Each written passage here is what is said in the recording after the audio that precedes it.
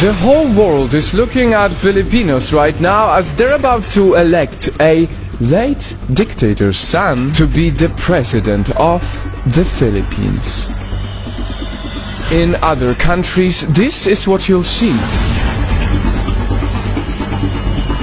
And from outsiders watching it unfold, this is what you'll hear. The son of a guy who terrorized the Philippines for years is now the front runner to take over. Bongbong Marcos has shown virtually no remorse for what his father put the country through. So, why is it that this man is leading a presidential race by a landslide? Yes, over 30 million Filipinos voted for him, at least according to the partial unofficial tally. Is it because Filipinos see something in him that a big part of the world doesn't?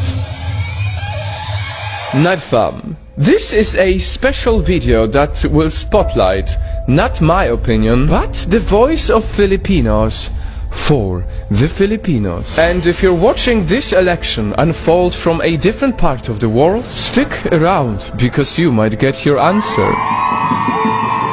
Ladies and gentlemen, this is what they said when we asked, what are your hopes and fears for the next president of the Philippines?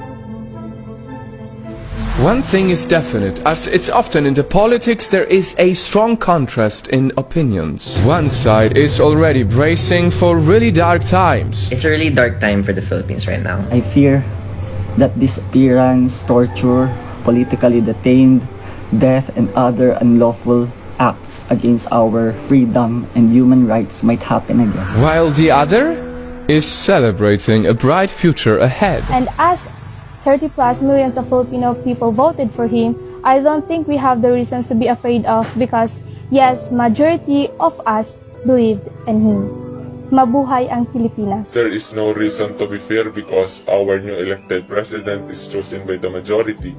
And I hope that new administration will help all of Filipinos in call of needs and put some good plans in health, education, economy and infrastructure. It's almost like they're living in different realities, holding different sets of facts. How could I trust a leader who uses disinformation networks to promote himself, fake news, and trolls? How could I support a leader who never liked attending debates, never liked being criticized? There are no fears, as it is the beginning of new era, a new place for Filipino to arise from prostration and hope. And maybe that is why Marcos Jr.'s call for unity during his campaign has resonated with a lot of people who are simply tired with the so-called toxic division. I fear that the relationships, friendships that's been broken by the elections, we all have our differences, we all have our own principles and beliefs. But then the critics also ask, what is the point of unity under a family name that has stolen so much from the country? My biggest fear for this election is to have a president that is stained with corruption and built by disinformation. I am genuinely scared to put back into position what the people back then ousted. To which Marcos supporters usually counter with two things. It is time to forgive what his family did and that he cannot be judged through his father's sins.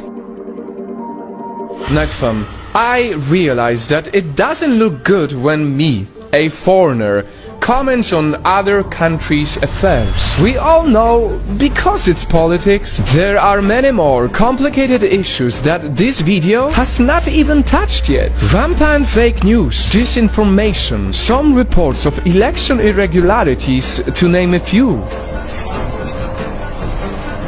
But if you ask me, how I feel for the country that has become such a big part of my mission, here is what I know to be true. I know that Filipinos deserve so much from their government. I know that the poor and the underrepresented demand a public servant who truly cares about their needs in jobs, health, and education. And I know that every voter only wants best for their nation.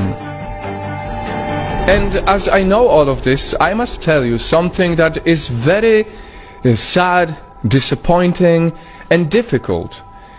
I have been contacted by many people from the Philippines, and I can see how many are so afraid to even voice their opinions.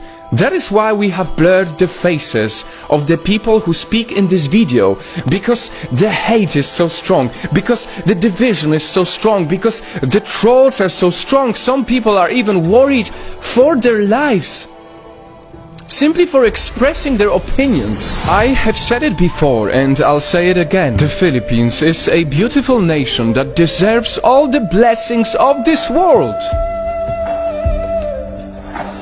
That is why only recently our Project NATFO organization helped raise funds after the typhoon that hit the Filipinos. Over 20,000 affected people received help from it.